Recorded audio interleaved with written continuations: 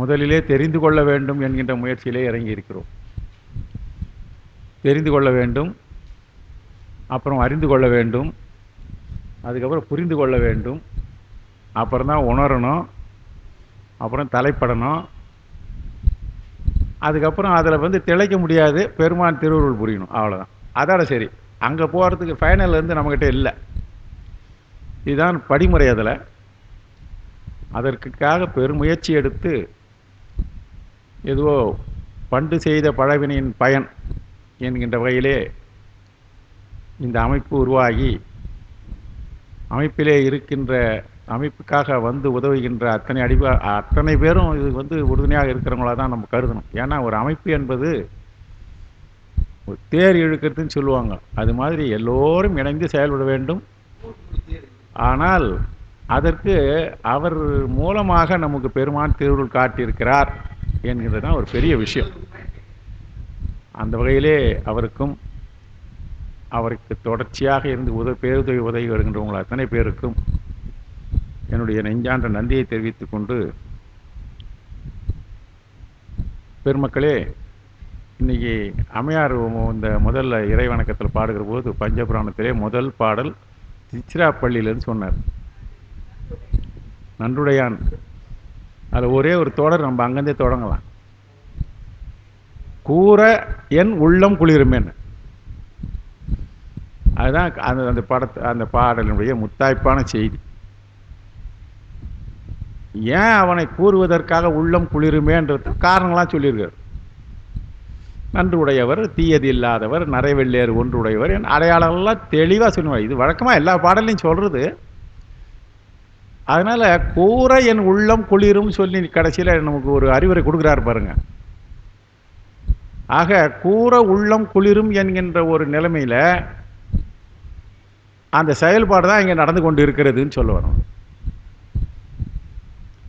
பெருமானை கூற வேண்டும், அது பெருமானை அறிந்து கொண்டால் தான் கூற முடியும். பெருமானை கூறுவதற்கு சுலபமான டைம் டேபிள் போட்டு கொடுத்துறாங்க. நீ எதையும் கூற வேணாண்டா, இதை கூறு, பெருமானை கூறுற மாதிரி ஆயிடுன்னு சொல்லிட்டு இருக்கிறாங்க. அதுதான் திருமுறைகள்.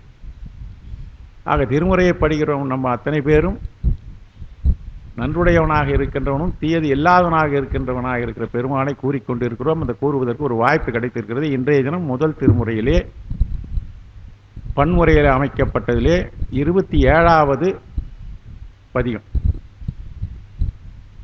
தக்கராகம் என்கின்ற ராக அமைப்பில் அமைந்திருக்கிறது.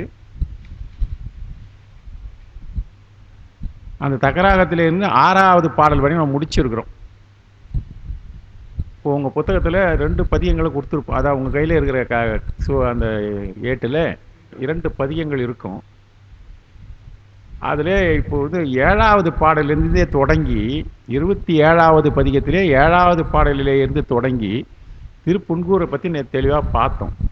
நம்ம அங்கே பார்க்க வேண்டியது வேலை இல்லை. அந்த திருப்புன்கூரிலே இருக்கின்ற இறைவனை இவர் என்னெல்லாம் சொல்லின்னு வராருன்றது 2 பாட்டு சுலபமாக சொல்கிறாரு. 2 வரிகளிலே பெருமானுடைய தன்மையை சொல்கிறார், 2 வரிகளிலே அந்த ஊருடைய தன்மையை சொல்கிறார். ஒவ்வொரு பதிகத்திலும் அந்த செய்திகள் தான் இருக்கிறது. பாரும் விண்ணும் பரவி தொழுது ஏத்தும் தேர்கொள் வீதி விழவா திருப்புன்கூர் ஆர நின்ற அடிகள் அவர் போலும் கூற நின்ற எயில் 3 எரித்தாரே. எயில் 3 எரித்தார் கடைசியில் நினைக்கிறாரு. ஏன்னா ஒரு சாமி நம்ம கும்பிடணும், ஒருவரை நம்ம பாராட்ட வேண்டும் என்றால் அவர் வலிமை உடையவராக இருக்க வேண்டும் என்கின்ற ஒரு எண்ணம் அவருக்கு இருக்க வேண்டும். அதனால் இத்தகைய வலிமை உடையவராக எண்ணக்கூடியும் இருக்கிறார் பாருங்க. அதே தான் பாரும் விண்ணும் பரவி தொழுது ஏத்துகின்றது. பாரோடு விண்ணாய் பரமன் பறந்து இருக்கிறான் என்பதை நம்ம திருமுறை தான் சொல்லியிருக்கிறார். இந்த பாரும் விண்ணும் என்று சொல்கிற போது பார் விண் என்பதெல்லாம் தேவலோகத்துக்கு விண்ணுன்னு பேர். பார் என்பது பூமிக்குன்னு பேர். பூமியும் வானநாடும், விண்ணுனா வானநாடு, வானநாடும் பூமியும் தொழுகின்றது, தொழுது ஏற்றுகிறதுன்னு சொல்கிற போது அது எங்கடி தொழுது ஏற்றும்? அவங்களா தொழுது ஏற்றுமா? இல்லை. உலகம் நினைத்தது என்று சொன்னால் உலகத்திலே இருக்கிறவர்கள் நினைத்தார்கள் அர்த்தம். அது ஒரு அருமையான ஒரு தொடர்பு இருக்கிறது. தமிழ் பட்சங்களுக்கு நல்லா தெரியும். ஆகுபெயர், இடவாகுபெயர்னு பேர். உலகம் என்று சொன்னால் உலகமாகிய இடத்தை அடிப்படையாக கொண்டு அதில் இருப்பவர்கள் அந்த ஆகுபெயராக சொல்லியது. ஆக பாரிலே உள்ளவர்களும் விண்ணிலே உள்ளவர்களும் தொழுது ஏற்று 3 செய்தி சொல்றார் பாருங்க. பரவுதல், தொழுதல், ஏத்துதல். இந்த 3 இருக்கணும் நமக்கு. யார்கிட்ட எதை பெற வேண்டும் என்றாலும் சாதாரணமாக மனிதரிடத்திலே கூட ஒன்றை பெற வேண்டும் என்றால் அவரிடத்திலே வணங்குத வேண்டும், அவளை தொழ வேண்டும், அதுக்கப்புறம் அவங்களுக்கு அவருடைய புகழ்களை எல்லாம் கொஞ்சம் சொல்ல வேண்டும். இவையெல்லாம் நம்முடைய சைவத்திலே இருக்கின்ற வழிபாட்டு முறைகளை எல்லாம் சேர்த்து ஆக பூமியிலும் வானலோகத்திலும் இருக்கிறவெல்லாம் பரவி ஏற்றுகின்ற ஊர் அது. ஏற்றுகின்றவர் இங்கே இருக்கிறார். அவங்கெல்லாம் இங்கே வந்து ஏற்றுறாங்க. அந்த ஊருக்கு சிறப்பு சொல்கிறாரு. தேர்கொள் வீதி. இப்போ விழா நடக்கணும்னா தேர் திருவிழா நடக்கணுங்க. விழவார்னு சொல்லுவாங்க. இந்த விழாக்கள் நடைபெறுவதற்கு தான் மிக சிறப்பான ஒரு செயல்பாடு இருக்கிறது. இப்போ தான் நம்ம நேற்று கூட நான் சொன்னேன், விழாவிலேருந்து நம்ம அமைதியாக வந்து மகிழ்ச்சியாக வந்துருக்குறோம். சித்திரை பிறந்து தான் இனிமேல் இப்போ ஆடி போனாலுமே ஒவ்வொரு விழாவாக வந்துக்கினே இருக்கும். இனிமேல் வைகாசி விசாகம் முருகர் வரும், அப்படியே தேடி மறுபடியும் ஆடி வரையும் நம்ம கொண்டு போய் விட்டுருவாங்க. ஒவ்வொரு மாதத்திலும் ஒரு விழா ஞானசம்பந்தர் சொல்லியிருக்கிறாரு. பூம்பாவை பதிகத்தில் தெளிவாக சொல்லியிருக்கிறாரு. எந்த நாளில் எந்த மாதத்தில் என்னென்ன விழா இருக்குது, சைவத்துக்கு மட்டும் இருக்கிற விழாக்களை தெளிவாக சொல்லியிருக்கிறார். ஆக தேர்கொள் வீதி, தேர்கொள் வீதின்னு சரிவாக சொல்லியாரு. பார்த்தீங்களா? தேர் திருவிழா நடக்கணுன்னாங்க அகன்ற வீதிகள் இருக்கணுங்க, எல்லா இடத்துலையும் இருக்கணும். இந்த கார்கொள் வீதி கூட இல்லை இப்போ இருக்கிற வீடுகளில், தெருகளில் கார்கொள் வீதி இல்லை. உங்களுக்கு வேடிக்கையாக இருக்கும். நம்ம இவர் சதாசிவம் ஐயா அவர்கள் எஸ்எஸ் முதல்ல வந்தார்னாக்கா எங்கள் வீட்டுக்கு வந்துட்டு போவார். ஒரு 15 வருஷமாக அவர் தொடர்பு இருக்குது. அவர் இந்த இந்த இது தொடங்கின பிறகுலேருந்து தொடர்ச்சி ஆணையிலேருந்து நான் கூட இருக்கிறேன். அவர் என்ன பண்ணுவார்னா வீட்டுக்கு வருவார், கார் எடுத்துன்னு வருவார், எல்லாம் ஒன்றா அமைப்பாளர்கள்லாம் வருவாங்க. டூர்லாம் எல்லா டூரும் நான் போவோம் கூட. எங்கள் ஊரில் ஒரு 2-3 பேரை ஒன்றா சேர்த்துன்னு போவோம். அப்படி போகிற போதெல்லாம் வீட்டுக்கு வருவார், கொடுப்பார், எல்லாரும் வருவாங்க போவாங்க. அப்பவும் அவர் பெரிய கார் தான் வச்சுருந்தார். வருவார் போவார். ஆனால் ஒரு நேரத்தில் வந்துட்ட பிறகு போக முடியாத அளவுக்கு உள்ளம் குறுகியதை போல சாலையும் குறுகி விட்டது. அதனால் நானே சொல்லிவிடுவேன், ஐயா நீங்கள் தயவு செய்து எங்கள் தெருவுக்கு வரணுன்னாக்கா என்கிட்ட சொல்லுங்கள். நீங்கள் அந்த தெரு அங்கே முளையில் நில்லுங்க, இல்லைன்னா அந்த பக்கமாக வந்து நில்லுங்க, மெயின் ரோட்லேயே வந்து நில்லுங்க, நானே வந்து பெற்றுக்கொள்கிறேன். ஏன்னாக்கா உள்ளே வந்துட்டு திருப்பின்னு போகிறது கஷ்டமாக இருக்கும் அப்படின்னு சொல்லிட்டேன். இப்போ அதை விட மோசமாக போச்சுங்க. இப்போ ஒவ்வொருத்தர் வீட்லேயும் கார் இருக்குது. ஒரு கார் வாங்கணுன்னாக்கா முதல்ல ஷெட்டுக்கு ஏற்பாடு பண்ணிட்டுலாம் கார் வாங்கணும். என்ன இல்லை இது ஒரு தத்துவம் சொல்கிறாங்க சார். நான் ரோட் டேக்ஸ் கட்டுறேன் எதுக்கு? ரோட்டில் நிறுத்தத்துக்கு தான். இன்றைக்கி வீட்டில் வந்து நான் வீட்டில் உட்காந்துருக்கேன். வண்டி 2:15 மணி இருக்கும். என் சகோதரியும் அங்கே உட்காந்து 3 பேர். நாங்கள் தான் பெரிய, எங்கள் குடும்பமே 3 பேர் தான். எல்லாம் ஒரு இடத்துல தான் உட்காருவோம், ஒரே இடத்துல தான் உட்காந்து கிடப்போம். அப்போ பார்க்குற போது நான் டிவி பார்த்துட்டுருக்கிறேன், இவங்க வந்து உட்காந்துருக்குறாங்க. அவள் உட்காந்து வெளியே உட்காந்துருக்கான். என்ன போலீஸ் வேன் வந்து நம்ம தெருவில் நிற்குதுன்றா எங்கள் வீட்டுக்கு எதிராக. என்ன இப்போ போலீஸ் என்னம்மா இங்கே என்னது நிற்கிதுன்னு தெரியும். அப்புறம் பார்த்தா அது நிற்கிறது இல்லாத அவன் வந்து ஹார்ன் அடிக்கிறான். ஹார்ன் அடித்தா பெரும்பாலும் யாருன்னா கூப்பிட்ற மாதிரி தான் அர்த்தம். நான் யோசனை இல்லைம்மா அதெல்லாம் ஒன்றும் இல்லை, இந்த வேன் போகிறதுக்கு சாதாரண வேன் தான். இந்த வேன் போகிறதுக்கு அங்கே வந்து 2-3 பைக் இந்த பக்கம் அந்த பக்கம் நிறுத்தாங்கன்னா தீர்ந்து போச்சு. ஒரு கார் ஒரு பைக் நிறுத்தாங்கன்னா போவாது, வேன் போவாது. அங்கே நிற்குதுன்னு சொன்னேன். அதுக்கப்புறம் 5 நிமிஷம் ஆயிடுச்சு. அவன் அடிச்சு பார்க்குறான். இதே மாதிரி தான் சேஷன். நம்ம ஊரில் சேஷன் ஒரு முறை இங்கே வரும்போது தண்ணி தேங்கி போய் மூங்கில் மண்டபத்தில் அவர் கார் போகிறதுக்கே வழியில் அது சங்கடமாயிடுதுன்னு சொல்லிட்டு போன உடனே பிடிச்சி எங்கே பிடிக்கணுமோ பிடிச்சாரு. அதுக்கப்புறம் பல சீர்திருத்தங்களை செஞ்சார். அந்த காவாகவெல்லாம் அப்புறம் தான் சரி பண்ணாங்க. இப்போ மறுபடியும் அதே மாதிரி ஆகிப்போச்சு. எதுக்கு சொல்ல வரேன்னா, தேர் இங்கே சொல்கிறார் பாருங்க ஞானசம்பந்தர், தேர் கொள்வீதின்றார் பாருங்க. தேர் செல்வதற்கு உண்டான வசதிகளாக தேரை கொள்ளக்கூடிய அளவுக்கு அகன்ற வீதிகள்.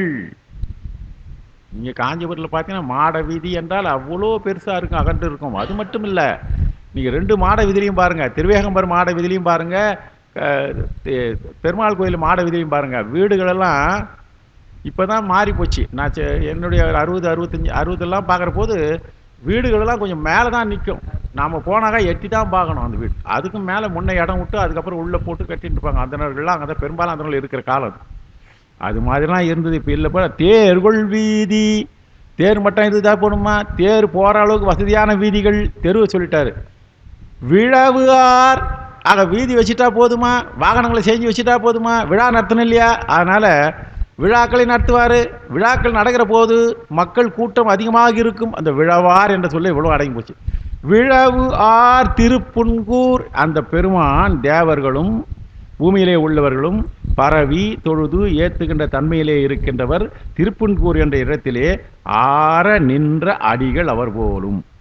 இந்த பெருமான் எப்படி இருக்கிறாராங்க? தேரோடும் திருவிதையோடு எந்நாளும் திருவிழாக்களாக இறந்துகளும் அந்த திருப்புன்கூரில் இருக்கின்ற பெருமான் ஆற நின்றல் என்றால் பொருந்தி இருக்கார். இந்த ஒவ்வொரு பதிகத்திலையும் அந்த பொருந்தி இருக்கிறார், மகிழ்ச்சியோடு இருக்கிறார், அடிகளுக்கு வருவர்களுக்கெல்லாம் அருள் புரிவதாக இருக்கிறார் என்று அந்த தலத்தை பற்றி சொல்லுவார். நேற்று சொல்கிற போதே ஒரு 3 முறையில் அந்த மாதிரி அந்த இடங்களை சொன்னேன். இந்த ஆரன் என்றால் பொருந்தி இருக்கின்றவர். இங்கே நல்லா பொருத்தமாக அங்கே உட்கார்ந்து அமைந்திருக்கிறாரு. அடிகள் அவர் போலும் கூற நின்ற எயில் 3 எரித்தாரே. இந்த கூற நின்ற என்றதில் கூரம் நின்ற இப்படி பிரிச்சுக்கணும். கூரம் நின்ற என்றால் கூரம் என்ற சொல்லுக்கு கொடூரம்னு பேருங்க. கொடூரம், ஆமாம், கொடூரம், கொடுமை. அவர்கள் நல்லது அல்லாதவற்றையெல்லாம் செய்து கொண்டு இருந்தார்கள். அதனால் கொடுமை நிறைந்ததாக இருந்த கூரம் என்றால் கொடூரம், கொடிய என்று சொல்வார்கள். கூற நின்றவர் என்றால் சாதாரண கொடியன்னு சொல்லிடலாம். ஆனால் அது அந்த சொல்லுக்கு, கூரம் என்ற சொல்லுக்கு கொடூரம் என்கின்ற பொருள் இருந்ததுனால ஆக கொடுமை உடையதாக இருந்த 3 புறங்களை எல்லாம் எரித்த பெருமான் அங்கே வீட்டிருக்கிறார் என்ற செய்தி. அதான் இதில் நம்ம சில சொற்களை நம்ம தெரிஞ்சிருக்கலாம். தேர் விழா, இதில் இருக்கிற எக்ஸாக்ட் என்னன்னா, தேர் விழா நிகரும் திருப்புன்கூர் அடிகள் முப்புறம் எரித்த பெருமான் இருக்கிறார். விண் ஆகுபெயராய் வந்ததுன்னு சொல்லிட்டோம். கூரம் என்றால் அந்த வட சொல்லு தமிழில் பற்றிருக்காங்க. என்ன சொல்லணும்னா குரூரம் வார்த்தை இருக்குதா? குரூரம், ரொம்ப குரூரமாக இருக்குதியா. அக்ரூரன் ஒரு சொல் இருக்குது. அக்ரூரன் அதாவது யாதவ குலத்திலே இருக்கிற ஒரு மன்னன் பேர் அக்ரூரன் என்றால் கொடுமை இல்லாதவன் அர்த்தம். ஆ என்று வந்துட்டாக்கா அது எதிரியாக வந்துடும். அப்போ அக்ரூரன் என்றால் கொடுமை இல்லாதவன் அர்த்தம். அப்போ வெறும் குரூரம் என்றால் கொடுமை. அந்த குரூரம் என்பது தான் தமிழில் கூரம் என்று நமக்கு தமிழ் படுத்தி கொடுத்துருக்கிறார்கள். ஆக எந்த குரூரம் என்பது கொடுமையை குறிக்கிறது என்கின்ற விளக்கம் அது. அடுத்தது மலையதனால் மலையதனார் உடைய மதில் 3ம் மலை அதனால் மலை அதனால் உடைய மதில் 3ம் சிலையதனால் எரித்தார் திருப்புன்கூர் தலைவர் வல்ல அரக்கன் தருக்கினை மலை அதனால் அடத்து மகிழ்ந்தாரே. இதை பாருங்க, இவர் என்ன செய்யறா? வலிமை பொருந்திய ராவணன் செருக்கு, தலைமை வல்ல அரக்கன். இந்த தலை, இந்த தலை என்ன போட்டு பாருங்க, அதை தலைவனா தலைவர் வல்ல. இது பாரு, இந்த யாப்பு வரும்போது பெரும்பாலும் மலை எதனால் சிலை எதனால் கடைசியில் இருக்கிறதையும் மலை எதனால் கொடுத்துருக்குது.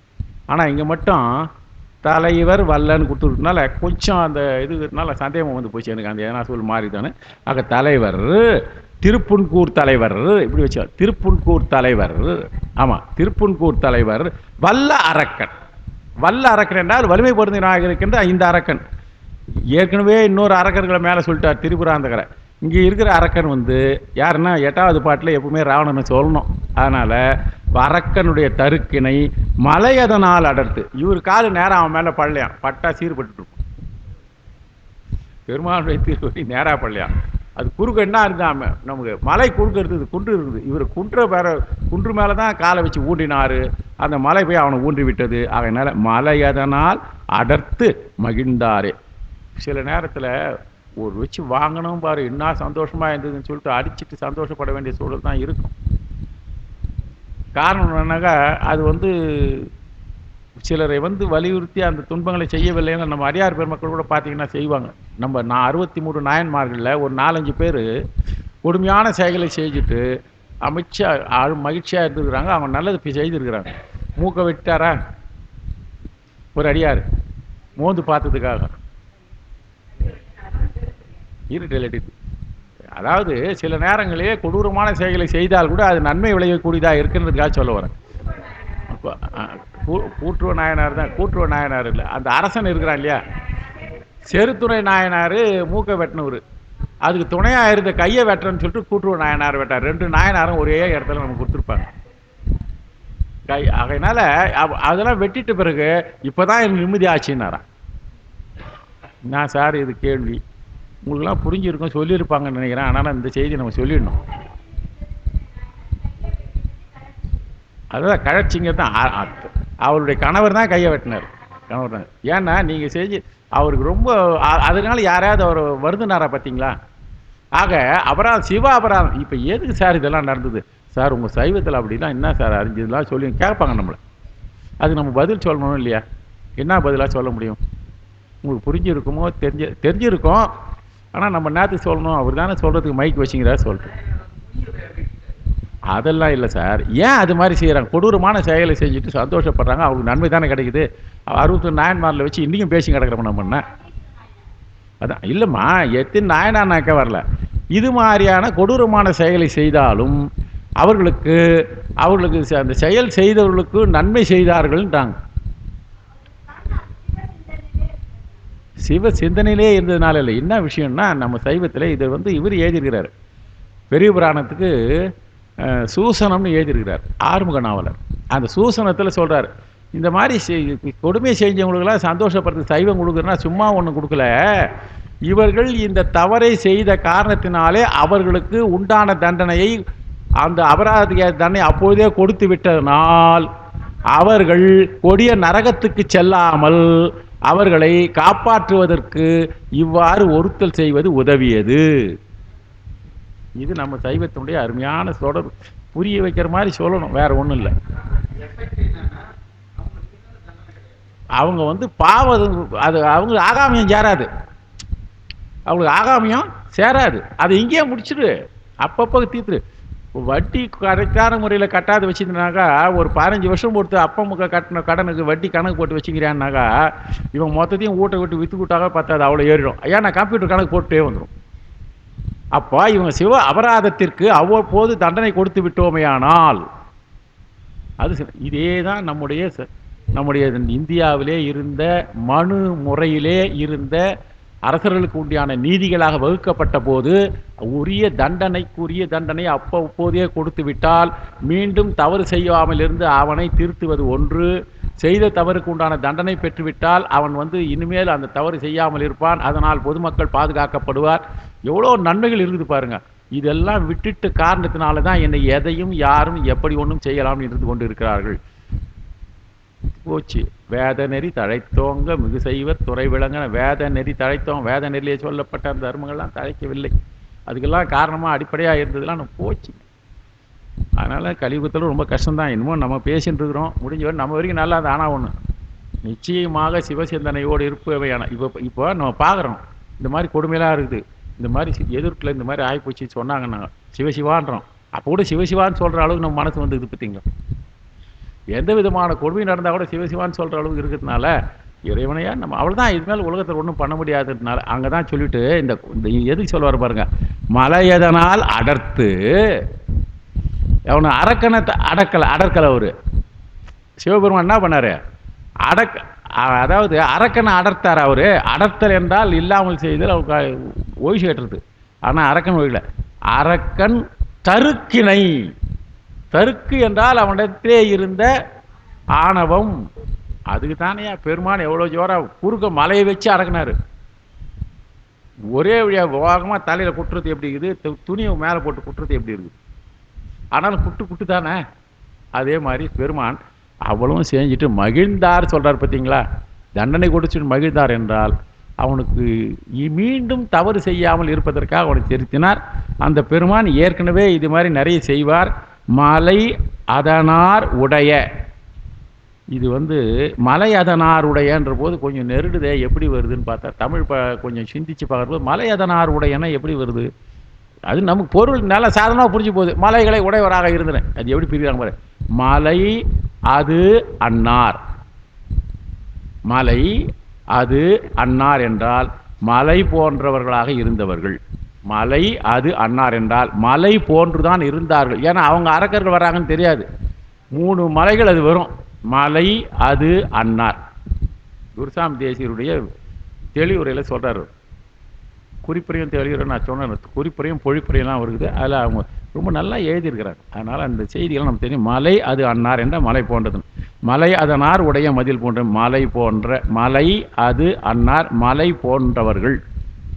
அந்த மலை போன்று இருந்தவர்கள் என்கின்ற செய்தி. அப்படிப்பட்டவர். அடுத்தது 10வது பாட்டுனா, நாடவல்ல மலரான் மாலுமாய் தேட நின்றார் உரையும் திருப்புன்கூர் ஆடவல்ல அடிகள் அவர் போலும் பாடல் ஆடல் பயிலும் பரமரே.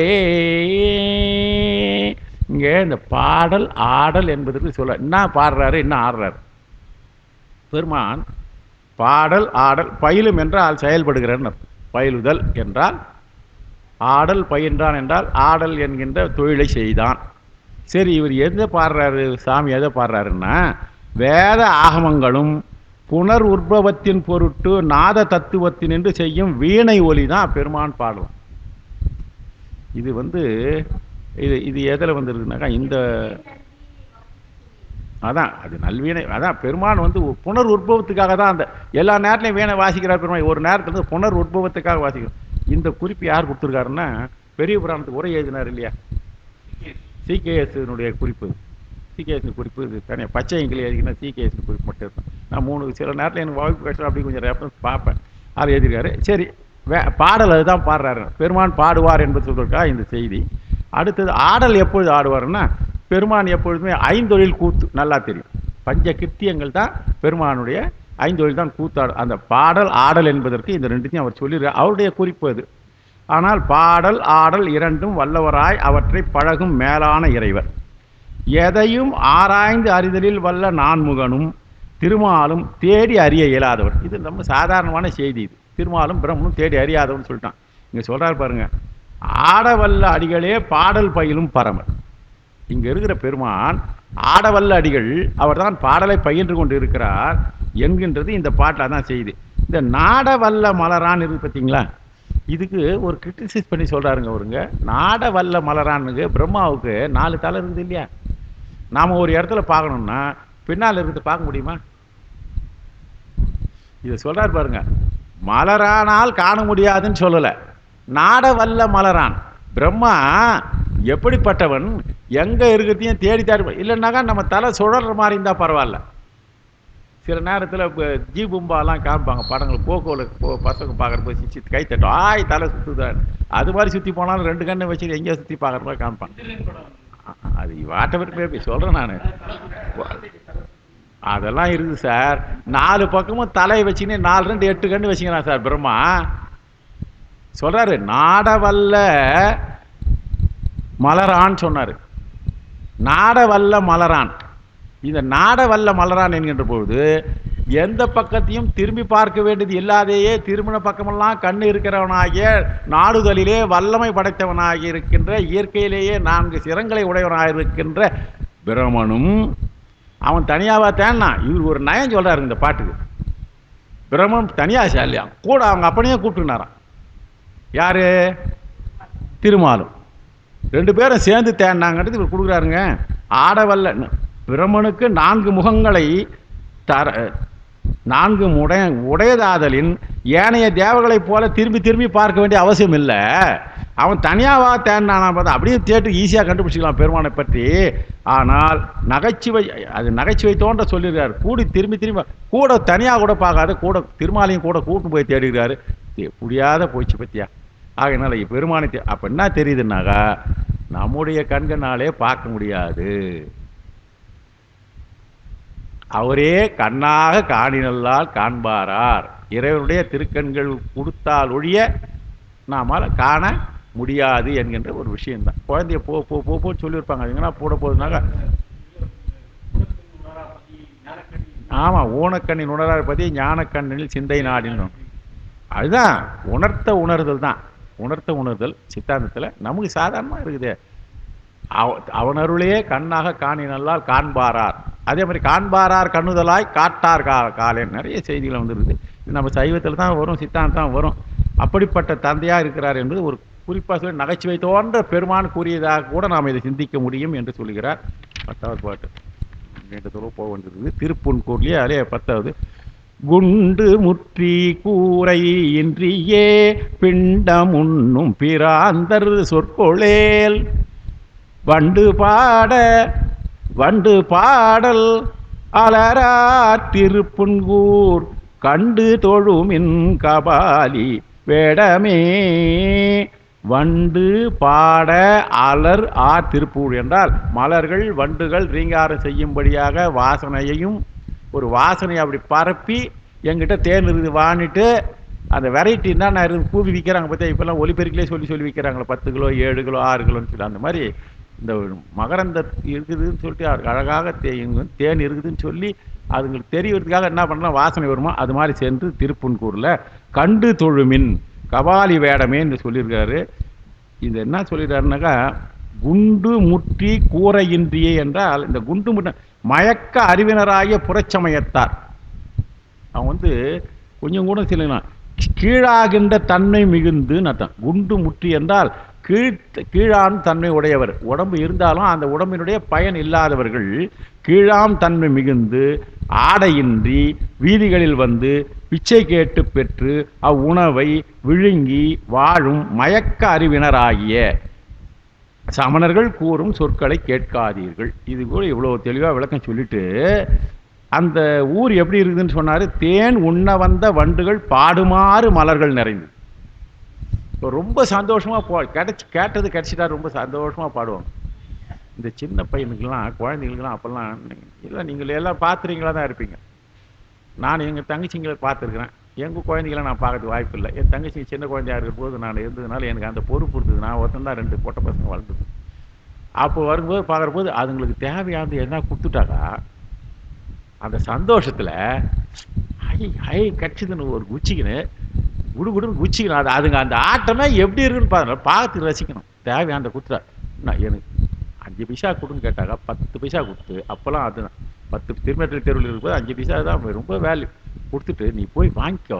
இனி 5 பைசாவுக்குமா நான் எனக்கா வாங்கிக்கணும்? இல்லை, நீ வாங்கிக்க பரவாயில்ல, முடிஞ்சா அக்கா கொஞ்சம் தான் கொடுன்னு சொல்லி கொடுத்தாக்கா ஒரு குச்சின்னு அதுங்க போகும் பாருங்க. அதை தான் பழமொழி பெரியவங்க சொல்லுவாங்க, இடுப்பில் காசு இருந்தால் அசப்புல சிரிப்பு வரும்பா. அது ஒரு மகிழ்ச்சி. அதுதான் இந்த வண்டுகள் ஞானசம்பந்தர் வண்டு பாட அலர் திருப்புத்தூர் தன்னிடத்திலே வண்டுகள் தேவையான மதுவை உண்டு மகிழ்ச்சியோடு இருக்கிற போது தான் இந்த பாடலாம் நடக்குமா. அது அப்படியே குறிப்பாக வண்டு பாட அலர் திருப்புன்கூர் கண்டு தொழுமின் கபாலி வேடம்ன்றாரு. இப்போ ஏற்கனவே கபாலி வேடம் என்ன பண்ணுறாரு? பிச்சை எடுக்கிறாரா, சாப்பிட்றாரா? அப்படி ஒரு கோலம் இருக்குதே இல்லையா பெருமானுக்கு? அவங்களும் அதே தானே பிச்சை எடுத்து சாப்பிட்டாங்க. ஆனால் அவங்கள மட்டும் பிச்சை எடுத்து சாப்பிட்றாங்கிறது அவங்க பேச்சை கேட்காதீங்க. கபாலி வேடத்தை மட்டும் தொழுன்னு கொடுக்குறாங்களான்றது ஒரு கிரிட்டிக்ஸ் கேட்குறாருங்க.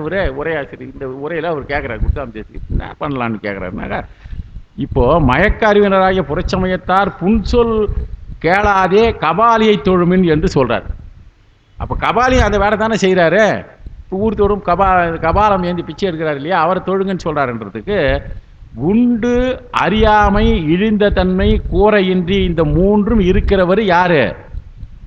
அவங்க சமணர்கள். ஆனால் இந்த கபாலிக்கு அதெல்லாம் இல்லை. அதனால் அவங்களுக்கு இவருக்கும் ஒன்றும் இல்லை. அதனால் அப்படி இந்த கபாலி கூரையின்றி என்பது கிடையாது. கூரையின்றி திகம்பர கூரையின்றி இருப்பாங்கன்னாங்க. அவங்க கூட திகம்பர இதில் இருக்கிறாங்க, சில சமணர்கள் இருக்கிறாங்க. பிண்டம் உண்ணுதல் என்றால் சுவைத்து மென்று தின்னாது. பிண்டம் துண்ணா எப்படி தெரியுமா? சுவைத்து மென்று தின்னாது, அப்படியே முழுங்கத்தான். கவளமாக போட்டு உருண்டுவது தான் பிண்டம் தின்னுதல்னு பேர். நம்ம பிண்டம் வைக்கிறதுன்ற போது என்ன பண்ணுவோம் தெரியுமா? நல்ல உருண்டி இப்போ பார்த்துப்பீங்க. அதை செய்ய அந்த சடங்கு எந்த நடந்தாலும் அதெல்லாம் நடக்கும். அதான் ரைட், அது அப்படி சொல்லிட்டாங்க. ஏன் அதை நம்ம அது மாதிரி உண்டை கட்டிலாம் இல்லை. பிண்டம் உண்ணுதல் என்பது ஒன்று உண்டு. அதை மென்று விழுங்க வேண்டிய அவசியம் இருக்காது. அது அவங்களுக்கு அப்படியே சமர்ப்பணமாக கொடுத்து விடுறோம். நம்ம பெரியவங்களெல்லாம் சில நேரத்தில் பெண்டம் வச்சு தான் சொல்லுவாங்க. அதனால் அதான் சொல்லுது. அடுத்தது மாட மல்கு மதில் சூழ் காழிமண் சேடர் செல்வர் உறையும் திருப்புன்கூர் நாட வல்ல ஞான சம்பந்தன் பாடல் பத்தும் பரவி வாழ்மீனே. இப்போ எல்லாம் வாழ்ந்துதாங்கிறாங்க. ஆனால் அந்த பாடல் பத்தும் பரவி வாழ்ந்தா அதுதான் வாழ்க்கை. எல்லாரும் வாழறாங்க. ஆனால் பாடலை பற்றி பரவி இருக்கின்ற வாழ்வு நன்றாக இருக்குன்னு ஞானசம்பந்தர் அவ்வளோ அழகாக சொல்கிறார். மாடங்கள் நிறைய பெற்றது. மல்குதல் என்றால் நிறைந்திருத்தல். மாடங்கள் நிறைய. ஒரு ஊர் தான், ஒரு வீடு தான் இருக்கும். தளம் போட்ட வீடு இருக்கவே இருக்காது. நாங்கள் சின்ன வயசில் மதுராந்தகம் இப்போ போனால் எப்படியோ இருக்குது. மதுராந்தகம் பக்கத்தில் மருதாடுன்னு ஒரு ஊர். அந்த ஊரில் போனாக்கா எல்லாம் கூரை வீடு தான் இருக்கும். பாரத பிரசிங்கார் எப்படி தங்கணும், நான் தங்கிக்கிறியா நீங்கள் இரு தங்குறியா எனக்கு தலையான்னு எங்கள் அப்பா சொல்லுவார். ஐயா எங்களுக்கு தளம் போட்ட வீடாக கேட்க முடியல, 2 வீடு தான் எங்கள் ஊரில் தளம் போட்ட வீடு இருக்குன்னு சொல்லுவாங்க. நான் சொல்கிறது 63 62 எப்படி இருந்தது பாருங்க. அதனால இந்த ஆனால் திருப்பூன்கூரில் எப்போ சொல்கிறார் இவர் சொல்லுகின்ற 7ஆம் நூற்றாண்டு தொடக்கம் 6ஆம் நூற்றாண்டு கடைசியில் ஞானசம்பந்தர் 6ஆவது நூற்றாண்டினுடைய கடைசி, தட் இஸ் 675 சொல்கிறாரு.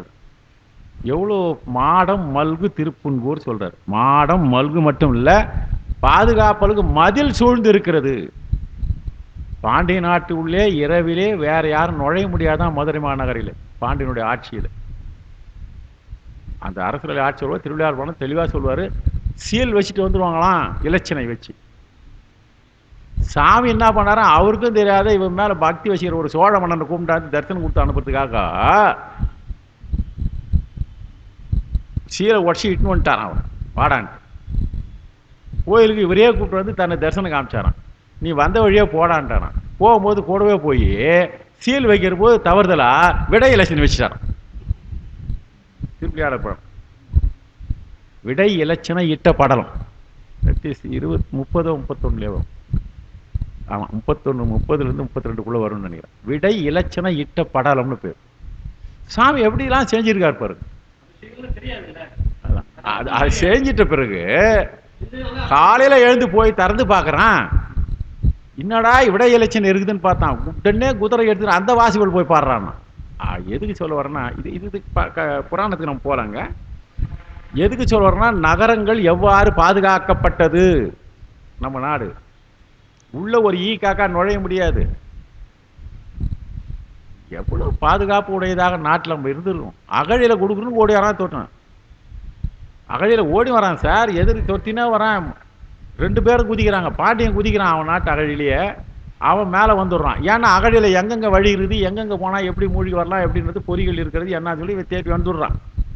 பின்னால் விழுந்த சோழன் தெத்தின்னு வந்தவனா நம்ம புடிச்சிடலான்னு சொல்லிட்டு குச்சான் பாருங்க. அவன் போய் ஒன்றா விழுந்தவன் எழுந்து போயில சோழனை மடுவில் வீழ்த்திய படலம். இந்த சோழனுக்கு இலச்சனையும் மாற்றி வச்சு கூப்பின கடவுள் அவனையே மடுவில் வீழ்த்திருக்கிறாருன்னா நல்ல புத்தி இருந்தாக்கா சரி சார். இந்த சோழனும் பாண்டியனும் எப்படி இருந்தாங்க நல்ல திருவிளையாடல் புராணம் படிக்கிறது. நாங்கள் திருவிளையாடல் புராணம் ஓடிக்குது எங்ககிட்ட. அதனால் நான் இதில் அவ்வளோ ஞாபகமாக சொல்லியிருக்கிறேன். அந்த அளவுக்கு பெருமான் எப்படிலாம் செஞ்சிருக்கிறார் பாருங்கள். அப்போது அந்த மாடம் மதில்லாம் இருந்ததுன்னு நீங்கள் சொல்கிறார் பாரு திருப்புன்கூரில். அடுத்தது திருப்புன்கூர் அந்த ஊரை பற்றிலே இருக்கின்ற மாடம் மல்கு மதில் சூழ் காழி. சாரி இது 2-3 இந்த செய்தி சீர்காழிக்கு. அப்படிப்பட்ட வளங்கள் பொருத்ததாக இருக்கின்ற சீர்காழி. இப்போ எப்படி சீர்காழி இருக்குன்னு தெரியல. சமீபத்தில் போய் பார்த்து எனக்கு ஞாபகமே இல்லை. ரொம்ப நாளுக்கு அப்புறம் அறக்கட்டளையில் போனதான் 3 முறை போனேன் அவர் கூடவே. இப்போ சீர்காழி போய் பார்த்தாக்கா அந்த அளவு சிறப்பாக இருக்குது. எல்லாமே டிராஃபிக் ஆகி போச்சு. இப்போ எங்கே போனாலும் என்ன வீடு இருக்குதுன்னு எல்லாம் பார்க்க முடியல. மாடம் மல்கு மதிசூழ் காழிமண் சேடர் செல்வர் உடையும் திருப்புன்கூர். சேடர் செல்வர்னு இருக்குது பார்த்தீங்களா. மதில்கொள் சூழ்ந்த சீர்காழிப்பதிக்கு தலைவராயும் எதையும் நாடி ஆயவல்ல ஞான சம்பந்தன் என்றால் ஞான சம்பந்தன் எல்லாவற்றையும் நாடி ஆயக்கூடிய தன்மை உடையவர்கள். நாடவல்லன்றது பார்த்தீங்களா. நாடவல்ல இல்லைன்னா கிடைச்சதை பெறக்கூடியதாக இல்லை. எதை விஷயம் வந்தாலும் அதை என்ன பண்ண நாடி. ஒரு இவர் சொல்லுவார் பாருங்க திருவள்ளுவர், நோய் நாடி அது தணிக்கும் வாய் நாடி. அப்போ நாடுதெல்லாம் என்ன அர்த்தம்? அவர் கிட்ட போயின்னு அர்த்தம் இல்லை, ஆராய்ந்துன்னு அர்த்தம். நோய் நாடி, நோய் முதல் நாடி அது தணிக்கும் வாய் நாடி வாய்ப்பை செயல். அப்போ இந்த நாடி என்கின்ற அங்கே என்ன வருதுன்னா அந்த நாடி அதை பற்றி ஆராய்ச்சி பண்ணி ஆய்ந்து அப்போ அதாவது எதையும் பெருமான் ஞானசம்பந்தர் நாடவல்ல ஞான சம்பந்தன் அவர் என்ன பண்ணாருன்னாக்கா சேடர் செல்வர் உரையும் தீர்ப்புன்னு கூட சொல்கிறார். இப்போ முதல் வடியில் மாடமல்கு மதில் சூழ் காழிமண் நாடவல்ல ஞான சம்பந்தன் சேடர் செல்வர் உரையும் தீர்ப்புன்கூர் பாடல் 10 பறவை வாழ்வினன். இப்படி ரெண்டாவது வரியை ஒன்றா சேர்த்துக்கணும், மூணாவது வரையும் நாலாவது வரையும் ஒன்றா சேர்த்தோம்னா சரியாகணும். சேடர் செல்வர் உரையும் தீர்ப்புன்னு சொல்கிறார். அந்த பெருமான் இருக்கிற இடம் சொல்கிறாரு. இந்த பதிகத்தை ஓதி வாழலாம் என்கின்ற செய்தி சேடருக்கு முன் உரைத்தாங்கு உணர்க. சேடர் என்றால் அனைவருக்கும் பாதுகாவலாக இருப்பவர்கள், அனைவருக்கும் நமக்கெல்லாம் பாதுகாவலாக இருக்கின்ற பெருமான். அவர் செல்வர் என்றால் அவர்கிட்ட தான் செல்வம். செல்வர் கடலேற்றும் செல்வம் செல்வமே இல்லை, செல்வர் வாழ் தில்லை சிற்றம்பலமேயன். அப்போ செல்வர் யார்? சிவபெருமான் தான். உலகத்தில் இருக்கிற எல்லா செல்வம் என்ன செல்வம்னாக்கா செல்வம்னா அதான்டா செல்வம். செல்வேன் செல்வேன் என்று சொல்லுகிற செல்வம்னா செல்வம் அல்ல, செல்லாது இருந்து கொண்டு இருக்கின்ற செல்வம், நீடு செல்வம், நிலைத்த செல்வம்.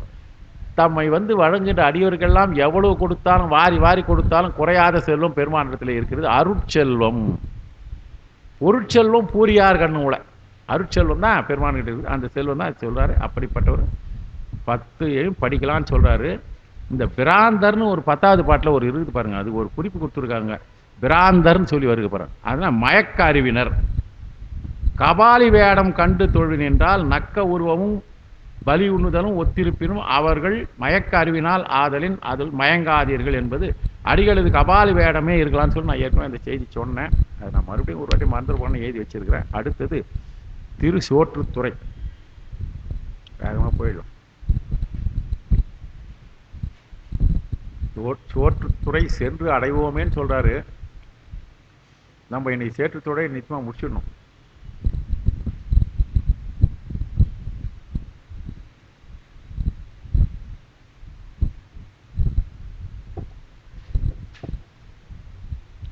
சோற்றுத்துறையை பற்றி பெரிய புராணத்தில் என்ன சொல்லியிருக்குன்னு பார்க்கலாம்.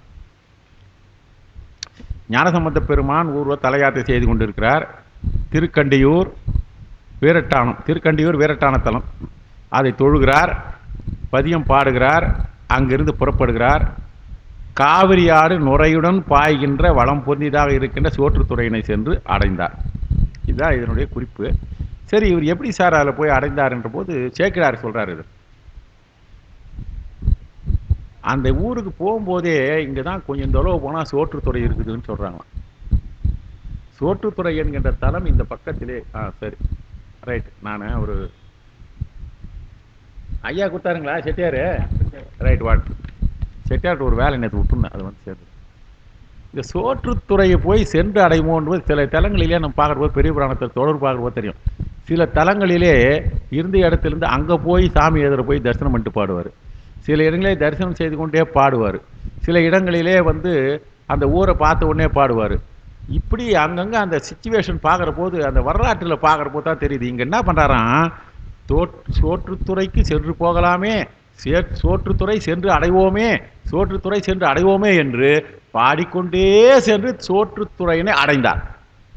அந்த குறிப்பு இங்கே சேக்கிழார் கொடுக்குறாரு. அப்பர் சோற்று துறை சென்று அடைவோம் என்று. இதை பார்த்தீங்களா, இது பெரிய புராண பாட்டு நான் படிக்கிறது. இப்போ பெரிய புராண பாட்டு இந்த ராகத்துக்கு ஏற்றுற அளவுக்கு தக்கறாங்க. ஆமாம், அது ஒரு புக்கு ஒன்று இருக்குமா எங்கிட்ட, ஜெராக்ஸ் இருக்குது. உங்களுக்கு ஏன்னா கிடச்சிருக்கா? எத்தனை பாடம் அது நான் ஒரு முறை உங்களுக்கு கொடுத்தேன், நான் உங்களுக்கு கொடுக்கலையோ? ஒரு முறை ஜெராக்ஸ் எடுத்து கிடச்சிது. நம்ம சென்ற முறை நடந்த வகுப்பில் ஒருத்தர்கிட்ட அந்த புக்கு இருந்தது, வாங்கி நான் 2 காப்பி எடுத்து ஒரு நகல் நான் வச்சு ஒன்று அந்த தம்பி கொடுத்தேன் கூட இருக்கணும். அதில் பெரிய புராணத்திலே பண் அடைவு, பெரிய புராணத்திலே எங்கெங்கே பண்ணு கொடுத்துருக்கிறாரு என்ற செய்தியெல்லாம் அந்த பாடலோட அந்த பண்ணில் இருக்கிற ஒரு பாடலையும் குடிச்சு இந்த பாடலையும் குடிச்சு அருமையாக எழுதி கொடுத்துருவாங்க. அது இல்லாத இன்னும் அரிய செய்திகள்லாம் இருக்குது. கிட்ட 26 பக்கம் இருக்குது. நான் ஒரு காப்பி உங்களுக்கு கொடுங்க. ஏன்னா நீங்கள் அதில் உள்ள நுழைஞ்சி இருக்கிறதுனால உங்களுக்கு தேவைப்படும். நான் கொடுக்குறேன். நான் வாய்ப்பு அடுத்த வாய்ப்பு கிடைக்கும் போது. அப்பர் சோற்று துறை சென்று அடைவோம் என்று ஒப்பில் வன் தமிழ் மாலை ஒருமையால் செப்பியே சென்று சேர்ந்தனர் சேர்விலார் முப்புறம் செற்ற முனைவர் கோயில் முன். அந்த ராகத்திலேயே அருமையாக தக்க ராகத்திலேயே பாடியிருக்கா. பார்த்தீங்களா? இதெல்லாம் சேக்கிழாருடைய ஒரு பாடுற போது இப்படியே பண்ணி நம்ம சிறப்பாக பாடுறோம். ஆனால் இன்னொருத்தர் பண்ணாருங்க, இந்த இவர் இருக்கார் பார்த்தீங்களா, நம்ம தருமபுரம் சார், அவர் பண்ணல, நம்ம ஏதோ இருக்கிறத கண்டுபிடிச்சா அதே இருக்குதுன்னு பாடுறோம். எந்த பாட்டு பாடணுன்னு வந்தாலும், எந்த பதியத்தை அவர் பாடுவதாக இருந்தாலும், அந்த பதியத்தை சேக்கிழார் எப்படி பாடுகிறாருன்னு சொல்லி அந்த ராகத்திலேயே பாடி சுத்தாங்கமாக பாடுவார், சில நேரத்தில் பண்ணாங்கமாக பாடுவார். பாடி அப்புறம் அந்த பண்ண ஆரம்பிப்பார் சார். அது அவர்கிட்ட ஒரு தனி சிறப்பு. அது நம்ம சில நேரங்களில் நிறைய கேட்கறது ரொம்ப ஆனந்தமாக இருக்கும். இந்த இடத்துல இந்த சேர்விலார் சேர்ந்தார் பார்த்தீங்களா, செப்பியே சென்று சேர்ந்தவர். இந்த 3 வரைக்கும் அதான் சொல்கிறார். பெருமானை சென்று அடைவோம் என்று சொல்லிக்கொண்டே பெருமான் நடந்தார்னாரு. சரி, சேர்விலார் முப்புறம் செற்ற முனைவர்னு பாருங்களேன். இந்த சேர்விலார் முப்புறம் செற்ற, இந்த சேர்விலாரை சேர்ந்தார் யாரு? நம்முடைய ஞானசம்பந்தர் போய் சேர்ந்தார். சேர்விலார் முப்புறம் செற்ற முனைவர்னு சேர்விலாரை அடுத்த வரைக்கும் சேர்த்துக்கணும். சேர்விலாதவர் என்று வந்தால், சேர்விலார்னா யாருன்னா ஒத்து வராதவன் அர்த்தம். ஒத்து வராதவர்களாக இருக்கின்ற, உலகியலுக்கு ஒத்து வராதவர்களாக இருக்கின்ற அரக்கர்களுடைய முப்புறங்களை எரித்தவராக இருக்கின்ற பெருமானுடைய ஆலயத்தின் முன். தமிழ் எவ்வளோ அளவு தெளிவாக. சரி, அப்புறம் அந்த பதியினை எப்படி போனாராம்? அழுந்திய நினைப்பாகிய ஒருமைப்பாட்டு உணர்வுடன் பதியினை நோக்கி நினைந்து அடையும் வழியில் அருளிய சிறப்புடைய திருப்பதிகமாகும் குறிப்பிட்டுறாங்க. இப்போ நாம் கூட போகிற போது கோயிலுக்கு போகிறோம்னா, இப்போ நம்ம போகிற போது அது மாதிரி சில சிலங்கள் நம்ம எங்கள் டூர்லாம் போனாக்கா மைக்கு கையில் கொடுத்துருவாங்க. போகிற போது அந்த ஊருக்கு போகிறோம், இப்படி தான் பாடிக்கினே போனார் ஞானசம்பந்தர்னு, அங்கே பதியத்தில் பாடுற ஒரு வாய்ப்பு கிடைக்கும். அந்த மாதிரியான ஒரு நல்ல தெரிவிப்பு. அப்புறம் சொல்கிறார், இது பாட்டு பெரிய புராணத்தில் 2252வது பாடல், ஞானசம்பந்தர் புராணத்தில் 354வது பாடல். அதுக்கு அடுத்த பாட்டு பாருங்கள். சோற்றுத்துறை போன பிறகு அங்கே ஒரு பதியம் பாடினாரானா இல்லை, ஒரே பதியம் தான் நமக்கு கிடச்சிருக்குது. தொல்லை நீள் திரு சோற்று துறையுரை செல்வர் கோயில் வளம் கொண்டு, உடனே போனார், கோயிலை வளம் கொண்டார், உள்ள தரிசனம் பண்ணார். தேவர்கள் அல்லல் தீர்க்க நஞ்சு உண்ட பிரானடி, தேவர்களுடைய அல்லலை நீக்குவதற்காக நஞ்சத்தை உண்டவராகிற பிரானடி எல்லையில் அன்பு கூற இறங்கினார். இந்த கூறன்னு ஒரு சொல்லு இருக்கு பார்த்தீங்களா, கூற என்ற சொல்லுக்கு ஒருமுகப்பட்டு வணங்குதல்னு பேர். நம்மளாம் அப்படி வணங்குறோமான்னு பார்த்துக்கணும். என்பது ஞானசம்பந்தரும் வணங்கினார், நாமளும் வணங்கணும்னா வணக்கமா? அது கூற வணங்கியது என்றால் ஒருமுகப்பட்டு சிந்தனை நிந்தனக்கு ஆக்கி, இதான் அந்த கூரை என்ற சொல். அப்படி வணக்கம் நமக்கு சொல்லியிருக்காங்க.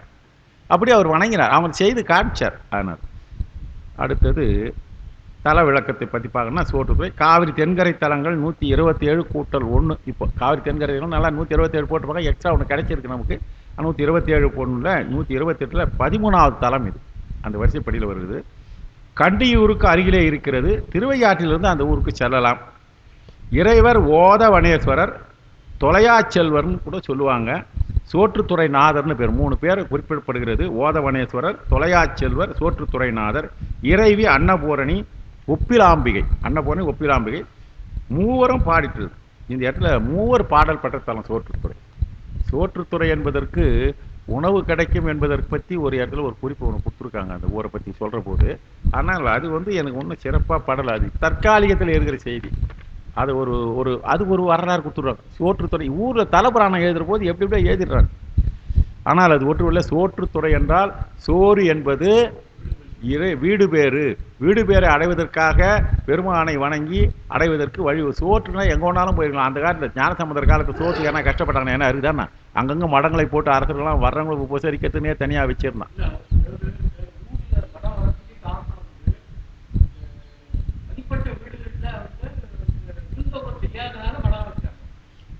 அது இல்லை, தங்குவதற்கு. இல்லை இல்லை,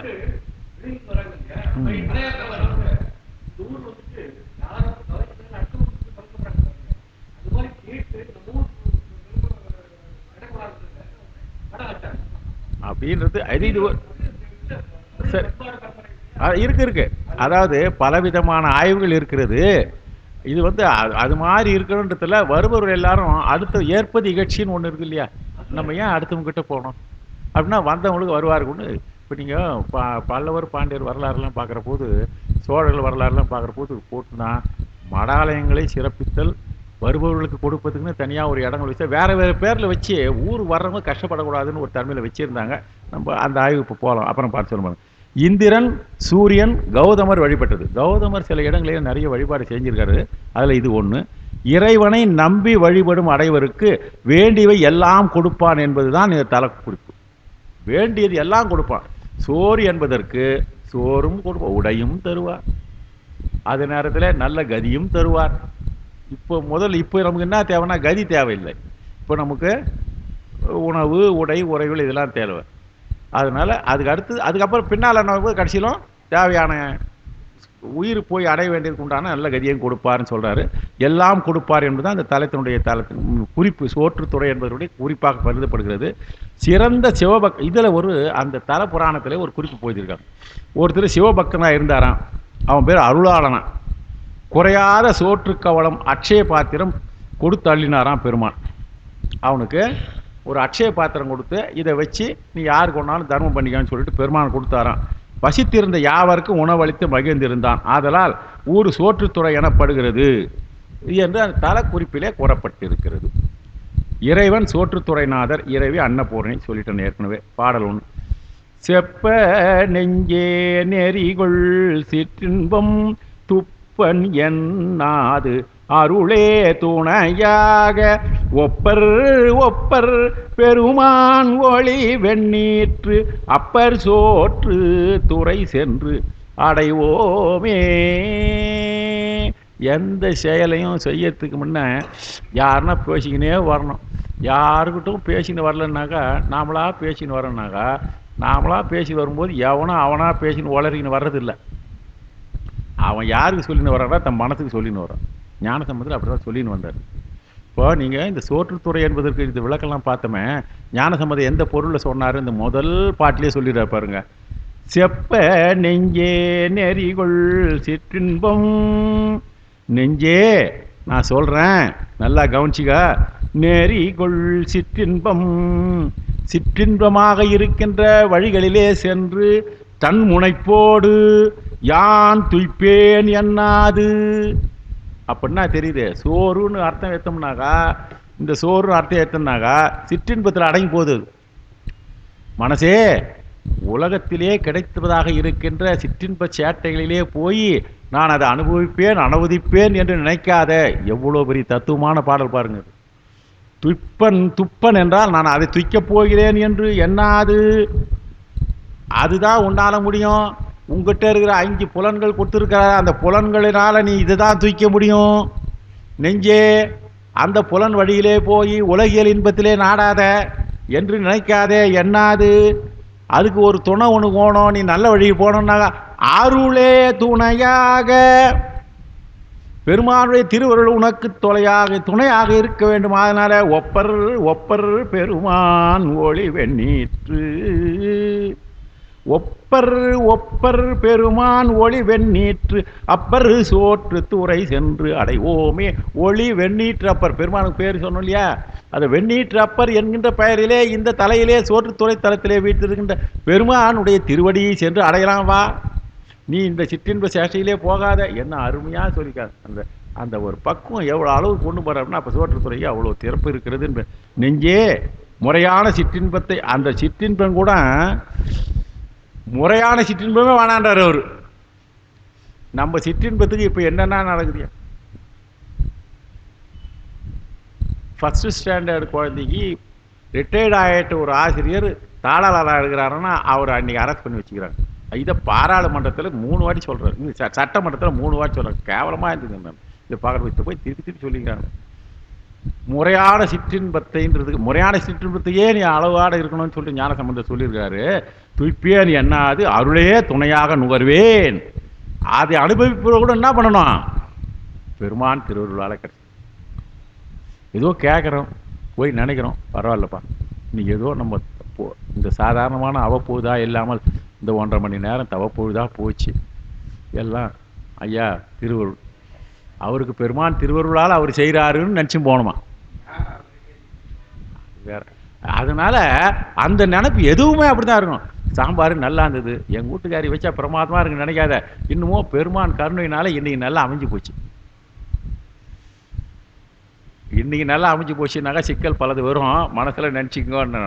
ஏன்னா எல்லா நாளும் நல்லா இல்லையான்னு ஒரு கொஸ்டின் வரும். அங்கே தமிழ் பார்த்து பேசுகிற போது பார்த்து பேசணும். ஆகையினால சோற்றுத்துறை செல்லுங்க. அதனால் சொன்னா பெருமானுடைய திருவருளால் நினைக்கின்றேன். சிற்றின்பத்தை அனுபவிப்ப ஞானசம்பந்தர் நான் இது சுந்தரர் தானே செஞ்சார். சற்று கூட எதையும் நான் அனுபவிக்கிறேன் என்று இல்லாமல் நம்ம சைவத்துடைய தத்துவமே அதுதான். எல்லாத்துக்கும் சிவார்ப்பணம்னு சொல்கிறோம் இல்லையா?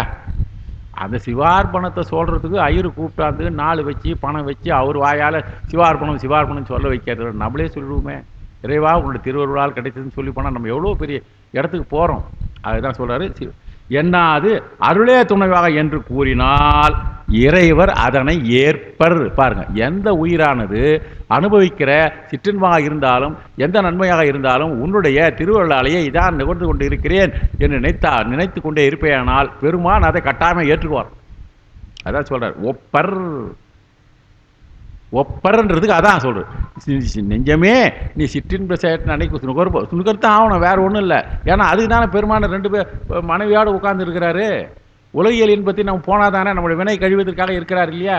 ஆகையினால் அது அனுபவிக்கும் போது கூட பெருமானுடைய திருவருளால் இது கிடைத்தது. நாட் ஒன்லி இந்த சிற்றின்பம் என்று சொல்லும்போது இது மட்டும் நினைக்காதீங்க. சிற்றின்பம் என்பது புலன்களால் அனுபவிக்கிற அத்தனை இன்பத்தையும் கருதுகிறது. நல்ல ஸ்வீட்டு சாப்பிட்டாலும் சரி, நல்ல உணவு சுண்டாலும் சரி, நல்ல கருத்தை கேட்டாலும், இதெல்லாம் நீ கேட்குறீங்க திருமுறையில், இந்த இன்னும் பெருமான் திருவருளால் ஒரு நல்லது கிடைச்சிதுப்பா அப்படின்னு நினச்சின்னு போனீங்கன்னாக்கா அதுதான் நம்முடைய உயிரி பெறுவதற்கு. நான் எவ்வளோ கஷ்டப்பட்டு போனேன் தெரியுமா? அதுக்கு இருக்கிற வேலையெல்லாம் விட்டுட்டு போன தெரியுமான்னாக்கா தீர்ந்து போச்சு. அதுதான் நீங்கள் பெருமானுடைய திருவிழா. அவர் ஞானசம்பந்தர் அப்படியே சொல்லின்னு போகிறாரு பாருங்க. அவர் யாருன்னா சொன்னால் கோச்சிக்கு போகிறாங்கன்னு சொல்லிட்டு நெஞ்சிக்கு சொல்லின்னு போகிறாரு. இறைவன் அதனை ஏற்பர். அதான் ஒப்பர். ஒப்பர் இன்னொருக்கு பார்த்தீங்களா? அந்த 2வது ஒப்பருக்கு என்ன பண்ணுறது பாருங்க. பெருமான் அதனை ஏற்பர். அத்தகைய பெருமான் ஒளி பொருந்திய திருவெண்ணீற்றை அணிந்து மேனியராய். ஒப்பர் பெருமான் ஒளி வெண்ணீற்று அப்பர். அவர் திருநீற்றை முழுவதுமாக பூசிக்கொண்டு இருக்கிற பெருமான். அதனால்தான் அவர் ஒளி வெண்ணீற்று அப்பராக இருக்கிற பெயரையே அங்கே இருக்கிறார் என்று சொல்கிறார்கள். இதுக்கு ஒரு குறிப்பு கொடுக்குறார் பாருங்க. நெறிகொள் சிற்றின்பம் துய்ப்பன் எண்ணாது அருளே துணைவாக செப்ப ஒப்பர் என்று முடிவு செய்க. அது மாதிரி செய்யவங்க தான் ஒப்பர். பெருமானும் ஒத்துப்பார், அவங்க தான் சிறப்பான தன்மை உடையவர்களாக கருதப்படுவார்கள் என்கின்ற 2 வீட்டு அந்த ஒப்பர். இல்லறத்தானுக்கு ஓதிய முறை. இல்லறத்தில் இருக்கிறவங்க அதெல்லாம் இப்போ எல்லாரையும் சாமி அழைக்க முடியுமா? முடியாது. பெருமானுடைய கோலங்களிலே குடும்பத்திலையும் இருக்கிறாரு, எல்லாம் இருக்கிறாரு. அது இல்லைன்னா முடியாது.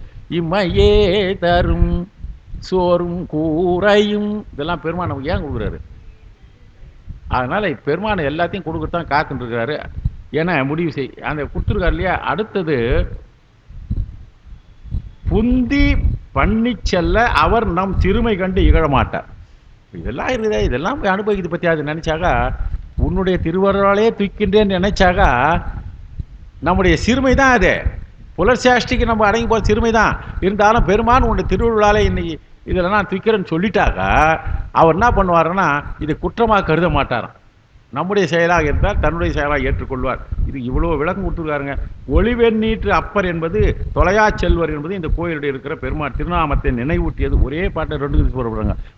ஒப்பர் பெருமான் ஒளிவெண்ணீற்று அப்பர் சோற்றுத்துறை இருந்தாங்க. இந்த பெருமானுடைய பெயரை இங்கே சொல்லியிருக்கிறார் என்ற செய்தி. ஒப்பர் என்பது தமக்குத்தானே ஒப்பானவர். தமக்குத்தானே ஒப்பன், அவருக்கு வேற யாரும் ஒப்பு கிடையாதான். அது ஏற்றுக்கொள்வார். 2 ஒப்பர் வருது இல்லைங்களா? ஒரு ஒப்பருக்கு அது ஏற்றுக்கொள்வார். அவ்வாறு சொன்னால் எந்த உயிரானது அந்த நினைவோடு இருக்கிறதோ அந்த உயிரினுடைய கொள்கையை ஏற்றுக்கொள்வார். அவர் ஒப்பர். அவர் எந்த விதமான ஒப்பு யாரும் இல்லாதவர், தனக்குத்தானே ஒப்பு இல்லாதவர். அதனால் அந்த ஒப்பு உடையவர் பெருமான் என்பதும் தமக்குத்தானே ஒப்பானவற்றை பொருள் என்பதும் காண்பார்கள். அப்படி ஒரு சொருள் சொல்லக்கூடிய ஒரு தன்மை இருக்கிறது என்று அதையும் கூத்துட்டார். ஏன்னா அந்த உரையாசிரியர் ரொம்ப நழுவி போவாங்க. இவர் வருவார் சிவச்சந்திரன் பேச்சை கேட்கணும். இங்கே வரப்போறாரு, அங்கேயும் சித்தாந்தம் இதுக்கு வரப்போறாரு. ரொம்ப நாள் ஆகிப்போச்சு அவரை பார்த்து கேட்டு. அவர் சொல்வார் நம்மளால் தொலையா செல்வர் என்று சொன்ன நெறிகொள் என்றால் இப்போ நெறிகொள் என்பது கூட சிவச்சந்திரன். நெறிகொள் என்பது நம்ம அனுபவிக்கிறத நம்ம நினைக்கிறோம் பாருங்க. நெறிகொள் சிற்றின்பன்னு சொல்றாரு பத்தியா? இந்த உலகத்திலே நான் புலன்களுக்கு கிடைக்கக்கூடிய இன்பங்கள் கூட அனுபவத்தின் கூட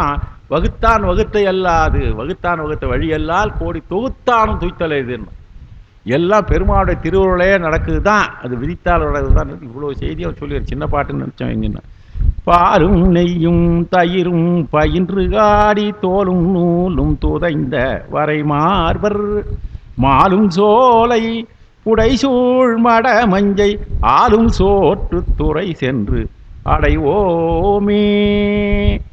பாலும் நெய்யும் தயிரும் பயின்றாலே அது பொருளே சொல்ல வேண்டியதில்லை. பெருமான் அதை மகிழ்ச்சியாக பாலையும் நெய்யையும் தயிரையும் விரும்பி, பயின்று என்றால் விரும்பி, விரும்பி புலித்தோலும் முப்புரி நூலும் பொருந்திய மலை போன்ற விரிந்த மார்பு பெருமானுக்கு இருக்குது. தோலும் நூலும், இந்த தோலும் நூலும் என்பது, தோல் என்பது புலித்தோலையும், நூலும் என்பது முப்புரி நூலையும் குறிக்கின்றது விளங்குகின்ற பெருமான். அந்த ஊரில் அந்த சோலை இருக்குது பாருங்க, மாலும் சோலை என்பது, மாலும் என்றால் நிழல் மிகுதியான இருக்கின்றது. மாலும் என்றால் நிழல் மிகுதியாக இருக்கின்ற சோலைக்கு மாலும் சோலை. சோலைனாலுமே நிழல் இருந்தால் தான் பிரயோஜனம். மாலும் சோலை என்றால் நிழல் மிகுதியான. அசோகர் பாலத்தில் பாடம் படிக்கிற போது சொன்னோம், சாலை முழுவதும் சாலை ஓரங்களிலே பயணிகள் சிறப்பாக செல்வதற்காக மரங்களை நட்டார். இல்லைங்க, அசோக மரங்கள் நடல சார், நிழல் தரும் மரங்களை நட்டார் சார். இது அசோகரை பற்றி சொல்லும்போது, எல்லா மன்னரை பற்றி சொல்லும்போது ஜெனரல் பாயிண்ட்டு. சாலைகள் அமைத்தார், மரங்களை நட்டார். இப்போது சிறப்பு என்ன என்றால் மரங்களை வெட்டினார். ஆனால் சொல்கிற போது என்ன சொல்கிறாங்கன்னா, ஒவ்வொரு மரத்துக்கு 100 மரங்கள் நடுகிறேன்னு சொல்லுகிறார்கள். நடுவதில் குறைவில்லை, பாதுகாக்கவில்லை. அதுவும் மரங்களும் வரவும் மாட்டேங்குது சார். சும்மா இருக்கிறதெல்லாம் வந்து இப்போ பார்த்தா நட்டு எங்கள் கிரவுண்டில் ஒரு 50 மரங்களை நட்டாங்க சார். தவறாது தண்ணி ஊற்றுறாங்க. எல்லாம் ஆற்றுங்கரையில் தான் இருக்குங்க, ரொம்ப தொலைவு இல்லை, வேகவதி ஆற்றுங்கரையில் தான் இருக்குது. ஆனால் அந்த மரம் என்னமோ வரவே மாட்டேங்குதுங்க. தான் சொன்னேன், மரம் நடுறது விழாவுக்கு வந்து இருந்த அமைச்சரோ மந்திரியோ வட்டார தலைவரோ யார் வந்தாங்க நட்டாங்கன்னு எனக்கு ஐடியா இல்லை. இவங்களே நட்டாங்களோ தெரியல. அந்த பக்குவம் இல்லாதவங்க செஞ்சிட்டாங்கன்றது அது கிடைக்கட்டும். இப்போ பாருங்கள், மாலும் சோலை என்றால் நிழல் தரக்கூடிய மிகுதியாக இருக்கின்ற சோலை. அடுத்தது ஆளும் சோற்றுத்துறையா. இந்த மஞ்சை மயில், மஞ்சை என்றாக மயில், ஆளும் என்றால் அசையும் ஒலி. ஆளும் என்பது 2 பொருள் இருக்குதுங்க, அசைதல் ஒலித்தல். அந்த குயில் மயில் ஆலமான் கன்று துள்ள வரி கண்டை பாய, அதானே திருக்காதாரத்தில் நான் பாட்டு முதல்ல நான் பாட போனால் அது ஒரு 3 நிமிஷம் ஓடி போடும், ஒரு பாட்டு போயிடும் எனக்கு. அதாவது மயில் ஆல மான் கன்று துள்ளன்னு, இந்த மயில்கள் அசைய. இந்த ஆலை என்பது 2 சொல்கிறார் பாருங்க, அசைதலும்னாக்கா நடனமாட, அதே இன்னொன்று பொருள் தான். ஆகவே மகிழ்ச்சியோடு இருக்கிற போது அவைகள் ஒலியும் செய்கின்றன. அதனால் இந்த ஆலை என்பதுக்கு 2 சோலை இருக்குது. அப்படிப்பட்ட திருப்புன் கூறி என்று சொல்கிறார். மாலும் சோலை என்பது இன்னொன்று இருக்குங்க. இந்த மாலும் என்பதுக்கு நான் என்ன சொன்னேன், நிழல் மிகுதியாக இருக்குதுன்னு சொல்கிறோம் இல்லையா. இன்னொருத்தர் என்ன சொல்லியிருக்காருன்னா, மாலும் என்றால் மயக்கக்கூடிய தன்மை செய்யும். அங்கே போனாலுமே என்ன செய்யறோன்னே தெரியாது. மால் மால் மால் என்பது மால் மயக்கம், மால் என்பது மயக்கம். ஆளும் என்பது ஒலிக்கும் என்கிற தன்மை இருக்கிறது. அடுத்து செய்யர், செய்ய சடையர் விடையூர்வர் ஓணு. செய்யர் செய்ய சடையூர்வர், சடையர் விடை ஊர்வர் கைகொள்வேலர் கழலர் கரிகாடர் தையலால் ஓர் பாகம். எவ்வளோ சொல்கிறார் பாருங்க சாமி, அடுக்கின்னு வர்றாரு பாருங்க இந்த பாட்டில். ஒன்றும் சொல்கிறேன், செய்யர் சிவந்த திருமேனி உடையவர், செய்ய சடையர் செய்ய நிறமுடைய சடைய உடையவர், விடை ஊர்வர் சொல்ல வேண்டியதே இல்லை, விடை மீது ஆரோகணித்து செல்பவர், கை கொள்வேலர் கையிலே வேலை உடையவர் என்றால், வேல் என்பது எந்த படைக்கும் பொதுப்பெயர். வேலர்னா வேலை வச்சுக்கிறார் இல்லையப்பா, மழு தானே வச்சுக்கிறாருன்னா, வேல் என்பது மரபிலே இலக்கியங்களிலே சொல்லப்படுகின்ற ஆயுதத்துக்கு பொறுப்பெயர். பெருமான் கையில் மழு தான் வச்சு. கைகொள் வேலர் கழலர் வீர கடலை அணிந்தவராக இருக்கிறார். கரிகாடர் பிணங்களை எல்லாம் கரிவர் ஆகும்படியாக எரியிட்டுகின்ற காற்றினை இடமாக உடையவர். தையலால் ஓர் பாகமாகர் தையலை என்கின்ற ஒரு பகலே உமையொரு பாகமாக இருப்பவர். வெம் ஐயர், அதான் எம் ஐயர் சோற்றுத்துறை அப்படிப்பட்டவர். அவர் மட்டும் இவ்வளோ சொல்லினே வந்து அவர் யார் தெரியுமா? எம் ஐயர். அப்போ தெரியுதா, பெருமான் வேற மனசு வேறாங்க. மனசு தான் நான் சொல்கிறோமே இல்லை, சொல்கிறவர் இவர். யார் சொல்கிறார்? நெஞ்சம். நெஞ்சம் என்பது தனியாக இருக்குது. எம் ஐயர் நம் ஐயர் சொல்லலை. நம்ம ஐயர்னு சொல்லிட்டா அது கூட சேர்த்து மாதிரி ஆகிடும். நீ வேற நான் வேற தான். நீ சிற்றின்பத்தை ஓடுற. எம் ஐயர் எமக்கு ஐயராக இருப்பவர் தலைவர். ஐ என்றால் தலைவர். தலைவராக இருப்பவர் சோற்று துறை சென்று அடைவோமே. அந்த இடத்துக்கு நம்ம போகலாமே. வேல் என்பது சூலம், கரிகாடர் சுடுகாட்டுக்கு நடிப்பவர். நான் சொல்லினே வந்துட்டேன். வீரக்காடு உடையவர் சொல்லிட்டேன். பிணிகொள் யாக்கை உடையீர் இன்னும் சொல்றார் பாருங்க. இது நான் அருமையாக சொல்றார் பாருங்க. மக்களுக்கு தூக்கி சொல்றார். பிணிகொள் ஆக்கை உடையீர். சாரி,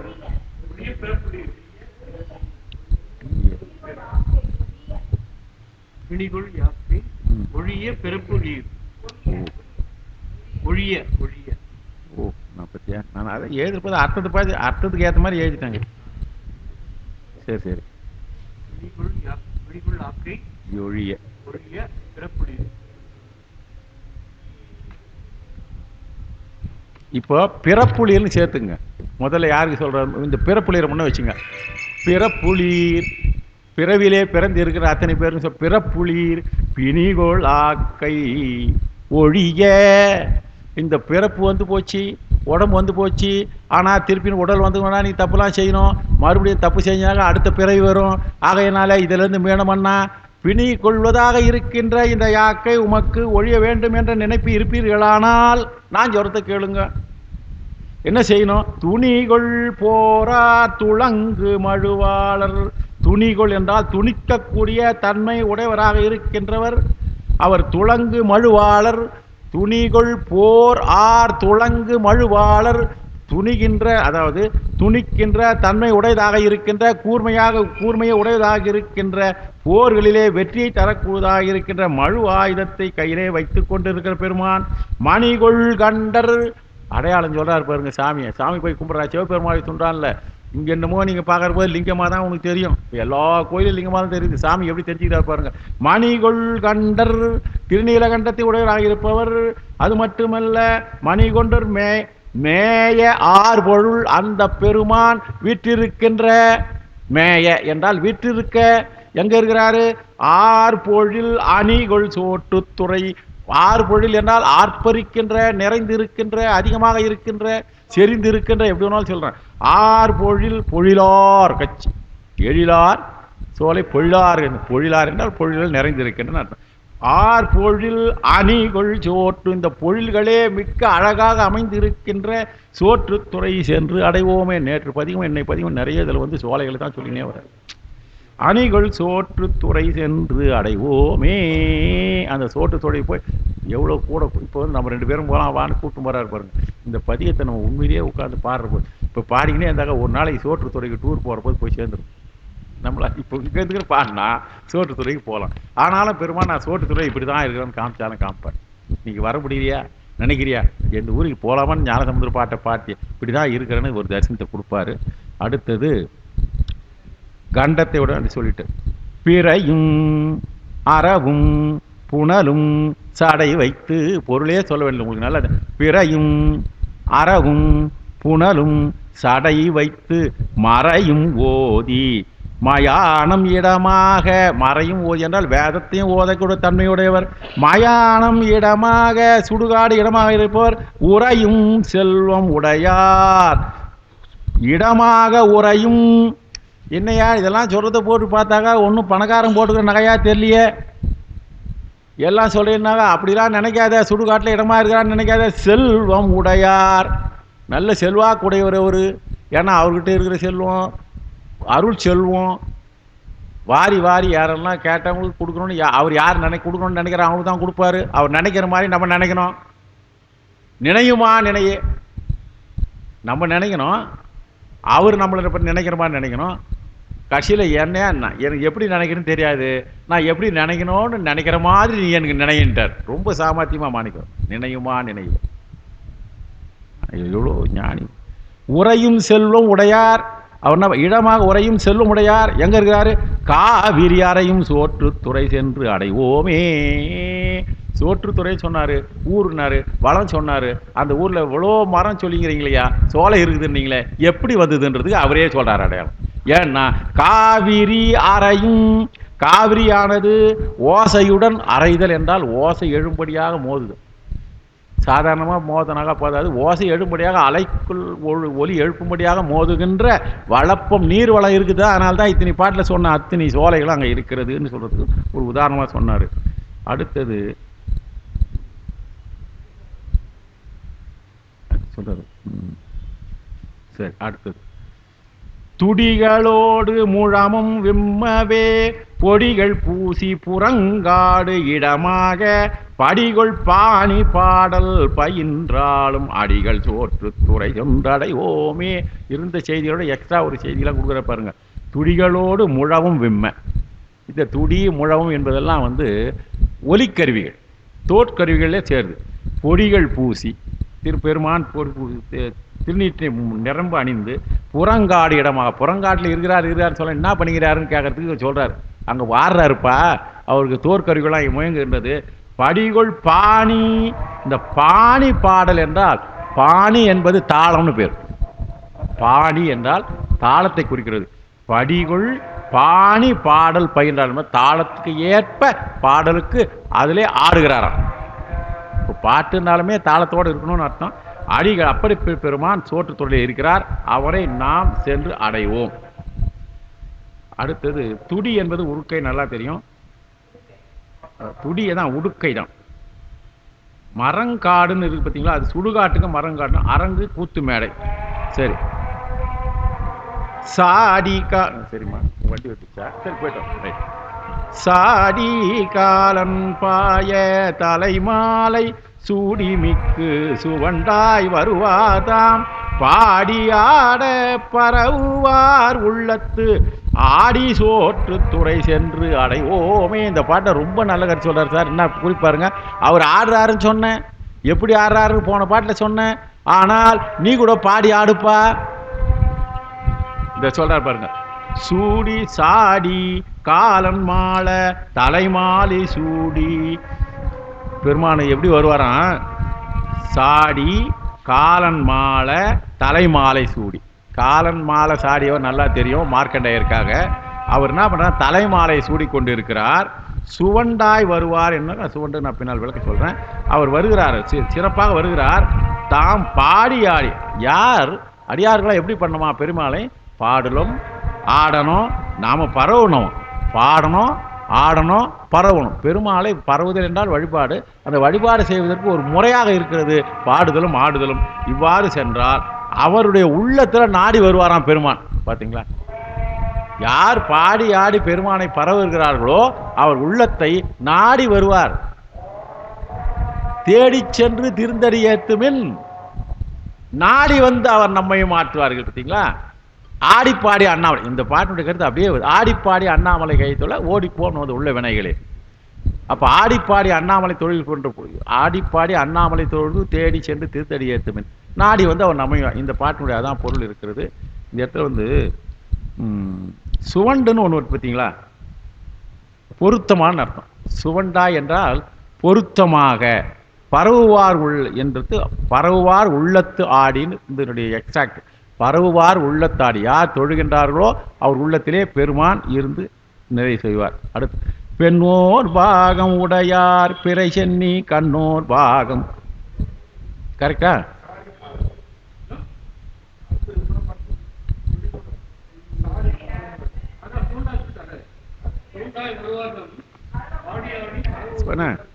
சாடி காலன் மாலை தலைமாலை சூடி சுவண்டாய் சொன்னேன்.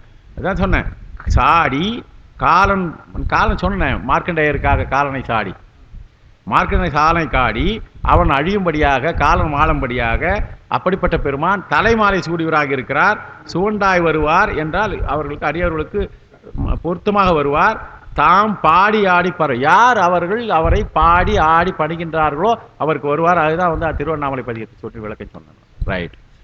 அடுத்தது பெண் ஓர் பாகம் உடையார் பிறை சென்னி கண் ஓர் பாகம் கறந்த நுதலினார். ரெண்டு சொன்னார் பாருங்க. நெற்றிக்கண்ணு மறைச்சி வச்சுங்கிறாருன்றார். எப்போ பார்த்தாலும் தெரியாது, போன்றது அது வந்தாலுமே ஆபத்து, அது சும்மா வராது. அதனால பெண் ஓர் பாகம் உடையார் பிறை சென்னி, அது சென்னியில் பிறை இருக்கிறது. கண் ஓர் பாகம், கண்ணு ஒரு கண்ணு பாகத்தில் அது என்ன ஆயிருக்குதான்? கறந்து ஒரு பகுதியிலே கண்ணும் கறந்து மறைத்து வைத்திருக்கின்றார். அந்த கண்ணை மறைத்து வைத்திருக்கின்ற நெற்றியை உடையவராக இருக்கின்றார் என்றால் நுதற்கண்ணர்னு பேர். என்னாது அரக்கன் எடுக்க, பெருமானுடைய பெருமைகளை எல்லாம் சற்று கூட நினைக்காம, தேர் ஓட்டி வந்து கூட சொன்னா அதையும் கேட்காம, என்னாது அரக்கன் எடுக்க, அந்த மலையை நான் பெயர்த்தி வச்சுட்டு போறேன்பா, நவுத்தி வச்சுட்டு போறேன்பான்னு எடுக்க, ஊன்றிய அண்ணல், அவன் அழியும்படியாக ஊன்றியவராக இருக்கிற அண்ணல் அந்த பெருமான் சோற்றுத்துறையிலே இருக்கிறார். அவரை சென்று நாம் அடைவோம். பிறை சென்னி, பிறை அணிந்த சிரம். எண்ணாது என்றால் பின்வரும் நிலைமையை ஆராயமாலும் ஒரு அர்த்தம். எண்ணாதுன்னா எண்ணி துணிக கருமன்னு சொல்றான் இல்லையா, எண்ணி துணிகன்னா இது இந்த கருமத்தின் செயலினுடைய விளைவுகள் என்ன என்று ஆராய்ந்து அதுக்கப்புறம் அந்த வேலையை செய்கின்றார்ல, அதே பொருள் தான் அங்கே. எண்ணாது, அவன் அதை பற்றி சற்று கூட சிந்திக்காமல் பின்னால் பின் விளைவுகளை பார்க்காமல் செய்தான் என்றார். தொழுவார் இருவர் துயரம் நீங்கவே அழலாய் ஓங்கி அருள்கள் செய்தவர். தொழுவார் இருவர் துயரம் நீங்கவே அழலாய் ஓங்கி அருள் செய்தனா, அவங்க துயரம் வரும்பாடு அழலாய் ஓங்கினாராம். அதுக்கப்புறம் என்ன செய்தாராம், அருள் செய்தார். அழலாய் இருக்கிற போது அவங்க ஒரு நாளாவது கண்டுபிடிக்க முடியாதுன்னு பார்த்தாங்க. பிறகு அவர் தொழுத உடனே என்ன பண்ணாங்க, அருள் செய்துட்டார். அதுதான் அந்த வரி தான் அங்கே சொல்றார்.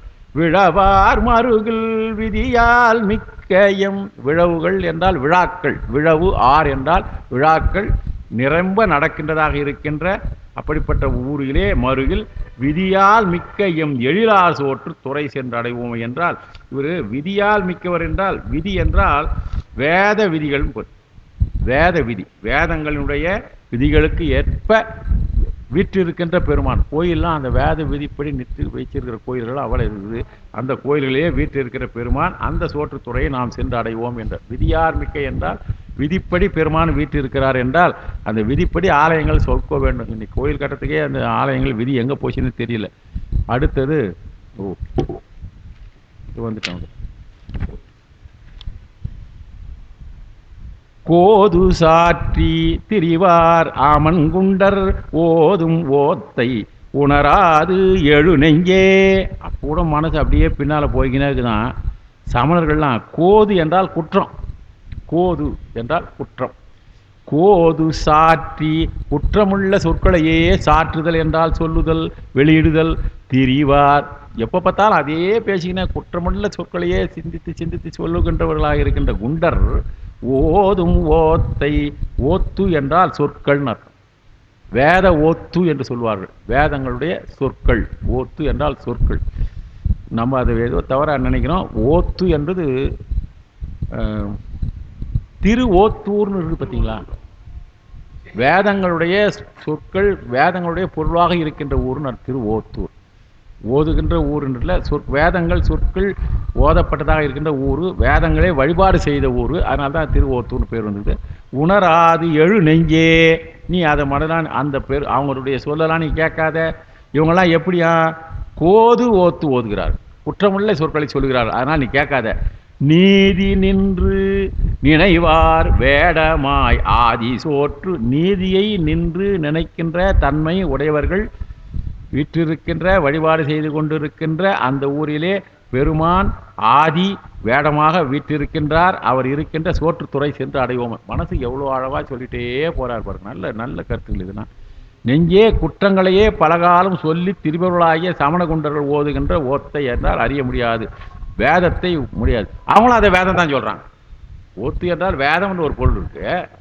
அவங்களும் அதை என்னன்னு சொல்றாங்க, எங்களுடைய வேதம், எங்கள் வேதத்துக்கு கேளுனாக்கா அந்த வேதம் சரியான வேதம் அல்ல. சிவாகம நெறியில் நின்று நினைப்பவர் கருதும் திருவுருவோடு வெளிப்பட்டு இருக்கிற பெருமான் இருக்கிறார் பார்த்தீங்களா. சிவா ஆகம முறைப்படி செல்லுகின்ற தன்மை, அந்த தன்மையில் இருக்கிற ஊர் தான் நீதி நின்று நினைவார். நீதியால் கட்டப்பட்ட ஆகம விதிப்படி கட்டப்பட்ட ஆலயத்திலே வீற்றிருக்கிற பெருமான், ஆகமங்களை அடிப்படையாக உள்ள இடமாக இருக்கின்ற இந்த ஊரிலே வீற்றிருக்கிற பெருமானை நின்று சோற்றுத்துறையை நாம் சென்று அடைவோம் என்று சொல்றாரு. கோதுனா குற்றம் சொல்லிட்டு ஓதுகின்ற அவங்க கூட வேதம் தான் பேர். பீடக வேதம் பேர். அவங்க பிடக வேதம் சொல்லுவாங்க. பிடக வேதம் அதுங்களும் வேதம் தான் அவங்க பேரில் சொல்லுகிறாங்க. அந்தன் சோற்று துறையும் ஆதியை சிந்தை செய்மின் அடியராயி நீர் சொல்லிட்டார் பாருங்க. ஆதியாக இருக்கின்ற சோற்றுத்தொழிலே இருக்கிற பெருமானை மனதிலே சிந்தையிலே சென்று நினைக்க வேண்டும் என்று யாரு சொன்ன பாட்டுது? மனசுக்குன்னு நான் பேருக்கு சொல்லி வரேன். என் மனசுக்கு நான் அப்பப்போ ஒன்று தித்தி பார்த்த அடியராயினீர் எவரெல்லாம் சிவன் அடியார்கள் என்று இருக்கின்றார்களோ, அடியார்களாக இருக்கிற அத்தனை பேரும் அந்தன் சோற்று துறை எம் ஆதியை சிந்தை சென்மின். இப்படி கூட வச்சுக்கலாம். சிந்தை செய்தால் அடியராகலாம். அடியார்களெல்லாம் சிந்தை செய்யுங்கள். அடியாராயிட்டீங்கன்னாக்கா நீங்கள் அப்புறம் சிந்தை செய்யுங்களேன். சிந்தை செஞ்சாதான் அடியார் ஆக முடியும். ரெண்டும் ஒரு இரட்டை கூட துப்பாக்கி மாதிரி. இது இல்லைன்னா அது வராது, அது இல்லைன்னா இது வராது. அடியனானே அது மட்டுமல்ல, இதை பாடிவர் யாரு? சந்தம் பாடி ஞான சம்பந்தன். சந்தத்தை பாடுவதிலே வல்லவனாக இருக்கின்ற ஞான சம்பந்தன். வந்தவாறே புனைதல் வழிபாடே. ஞான சம்பந்தன் எவ்வாறெல்லாம் சொல்லியிருக்கிறானோ அந்த வந்தவாறே என்பது இவை இறைவன் திருவுள்ளத்திலே இருந்து வந்ததுன்னு சொல்றார். ஞான சம்பந்தத்துடைய வாயிலே வரல. இந்த சொற்கள் எல்லாம் ஞான சம்பந்தன் வாய் வழியா வந்தது. ஆனால் அது யாரு உணர்த்த வந்துதான்? பெருமானுடைய திருவருளாலே வந்தது. எவ்வளவு அழகா எழுதியிருப்பார். பாடி பரவுதலே என்பது, வந்தவாறே என்பது இவை இறைவன் திருவுள்ளத்து நின்று உணர்ந்து எழுந்த உரைகள் என்பதை விளக்கியது. ஆகையினால நீங்கள் எல்லாம் இது அதே மாதிரி பெருமானுக்கு இவர் பாடியபடியே பெருமானுக்கு புனைதால் அதுதான் சிறந்த வழிபாடு. ரொம்ப அருமையான செய்திகளை இந்த துறையில் இருக்கிறது. அடுத்தது இருக்கிற பதியங்கள் அடுத்த வாரத்துலையும், அடுத்த வாய்ப்பு அடுத்த மாதத்தில் எந்த தேதி வருதுன்னு தெரியணும். வரும்போது நான் ஒரு வாரத்தில் 3 பதியம் முடிச்சலாம். 2 நாளைக்கு 3 பதியங்களை பண்ணுற மாதிரி தான் ஒரு கணக்கில் போயிருக்கு. சின்ன பதியங்களாக இருக்குது. அந்த வேலையை நிறைய செய்கிறோம். கேட்டு உகந்த அத்தனை பேருக்கும் கொஞ்சம் மணி 2 நிமிஷம் ஆகி போச்சு. என்ன பண்ணுறது, நம்ம முடிச்சுட்டா நல்லாயிருக்கும். ஏன்னா இதுக்குன்னு ஒரு ஜெராக்ஸ் போட்டு மறுபடியும் நீங்களும் அந்த நினைவு மாறி இல்லாத நிலையில் கொண்டு வரணும்னு சொன்னிருந்தேன். கொஞ்சம் காலம் தாண்டி பொறுத்து கொள்ளவும் மிக்க நன்றியை தெரிவித்துக் கொண்டு ஐயா அவர்களுடைய முயற்சி. இப்போ அடுத்தது இன்னும் விழா, அடுத்த ஆகஸ்ட் தானே இருக்குது அந்த விழா. அதுக்குள்ளே ஒரு முறை மீண்டும் சந்திப்போம் என்று சொல்லி வாய்ப்பு கிடைக்கிற போது உங்களுடைய பயன்படுத்துங்கள். வந்திருந்த உங்களை அத்தனை திருவடிகளை வணங்கி நிறைவு செய்கிறேன். ஏதோ என் உள்ளே இருந்துக்கின்னு பெருமான ஏதோ இயக்கி நிறுகிறாரு. என்னை நல்லா படிக்க வைக்கிறாதான் நான் சொல்லுவேன். அந்த அளவுக்கு படிப்பதற்கு வாய்ப்பு இருக்கிறது என்று சொல்லி இவற்றுக்கெல்லாம் குற்றமே செய்யணும், குணம் கருதும் கொள்ளை உடையனாக இறைவனுடைய அடியாராக இருக்கிற நீங்கள் அப்படியே நான் 1 2 ஏதாவது குற்றங்கள் இருந்தாலும் போது அதெல்லாம் கோது நீக்கி குணம் கொள்வீர்னு சொல்லுவாங்க. போது அதில் இருக்கிற குற்றங்கள்லாம் நீக்க வேண்டும் என்று சொல்லியிருந்து உங்கள் திருவடிகளை வணங்கி நிறைவு செய்கிறேன். தென்னாடுடைய சிவனையே போற்றி.